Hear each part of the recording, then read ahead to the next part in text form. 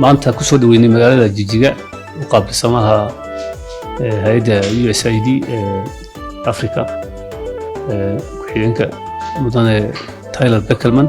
iyo safiirka Mareykanka u fadhiyo dalka Itoobiya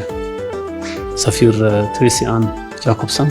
waxaan ka wada hadalnay sidii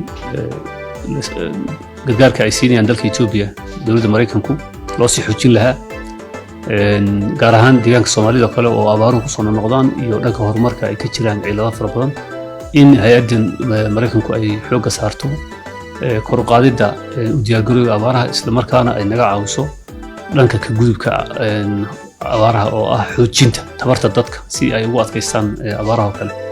marka arrimaha noocaas ayaan ka wada hadalnay waxaan isla gaarnay go'aano runtii wanaagsan oo rajeynayno inay wax badan soo kordhi doonaan shacabka waxaan aad iyo aad ugu mahadnaqaynaa safiirka iyo mas'uulka ka socda hay'adda USAID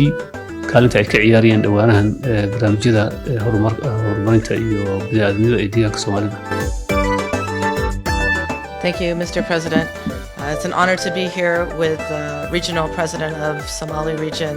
sharaf ayay tahay maanta inaan ka mid joogo madaxweynaha dawladda deegaanka Soomaalida Mustafa Maxamed Cumar ujeedada ugu weyn aniga iyo USAID oo xarunteedu tahay Washington waa inaan indhayno xaaladda abaaraha saameysay deegaanka Soomaalida iyo sidoo kale inaan si fiican u fahanno hadafka madaxweynaha ee dhanka yareynta abaaraha horumarinta guud iyo dhismaha habnololeedka bulshada oo u adkeysan kara abaaraha gaar ahaan dhanka xoolo dhaqatada wax soo saarka beeraha iyo biyaha runtii abaartani waxay ahayd mid taariikh ahaan musiibo ah oo aan muddo ka dhicin deegaanka dadkuna ku silceen oo gargaarka bini'aadantinimada iyo dhisidda u adkeysiga abaaraha ayaa aad ugu baahan yahay sanad walba dawladda dalka Mareykanka waxay u qabtaan Itoobiya maaliyad dhan 670 milyan oo wax laga qabanayo abaaraha iyo baahiyaha intaa way ka badan tahay waxaan qiyaasi karnaa ilaa 1 bilyan oo dollar